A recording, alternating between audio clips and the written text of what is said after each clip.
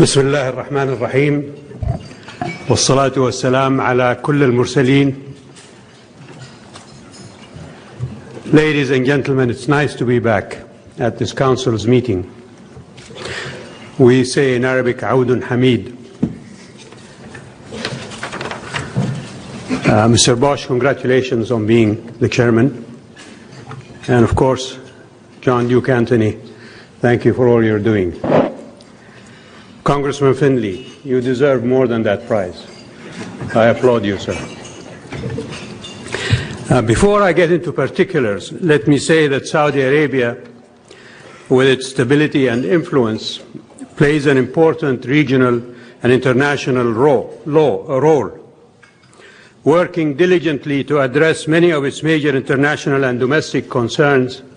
The Kingdom is a confident participant in world affairs and keeps an ever-vigilant eye towards its own internal safeguarding. Why is the Kingdom confident? For a number of reasons.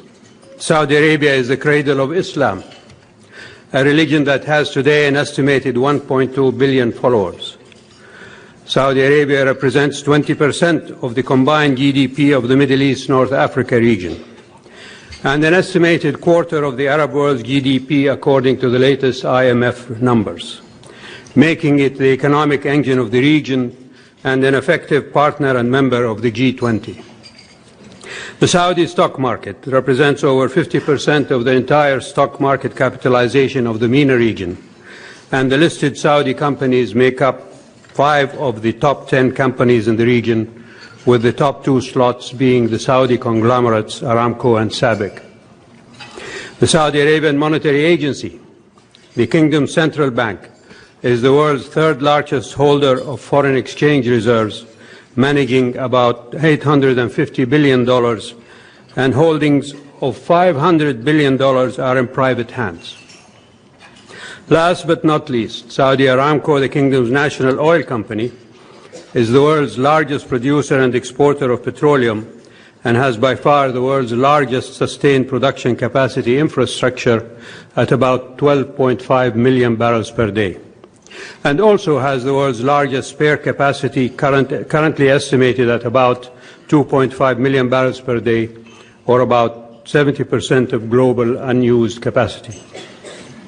Along with these impressive numbers, our nation is a peninsula, not an island. A look at our neighbors reveals significant challenges that fall under the rubric of what is my overriding theme today: change and no change. Now to Bahrain. This nation is geographically and historically the closest to Saudi Arabia. Right after the 1979 revolution in Iran, Khomeini began trying to export his revolution to all Muslim countries. This resulted in eruptions of violence not only in Muslim countries, but also among Shia communities in other countries. You may remember the Massachusetts Avenue Mosque and the takeover by Iranian-supported vigilantes there. Those who claim that the recent disturbances were not instigated by Iran forget that Khomeini's creation, the Hezbollah in Bahrain, still exists, and that Iranian propaganda broadcasts beamed at Bahrain have never ceased. Iranian officials frequently issued statements that Bahrain is a province of Iran. When King Hamad delegated his crown prince to negotiate with the protesters on their demands, Saudi Arabia publicly endorsed the negotiations and still does.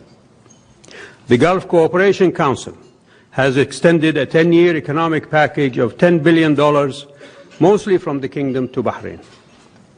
The deployment of Saudi-supported GCC troops at the request of a member country of the GCC to protect its strategic infrastructure, like the oil refinery, the airport, the seaport, and economic installations, is a duty that the Kingdom will always fulfill.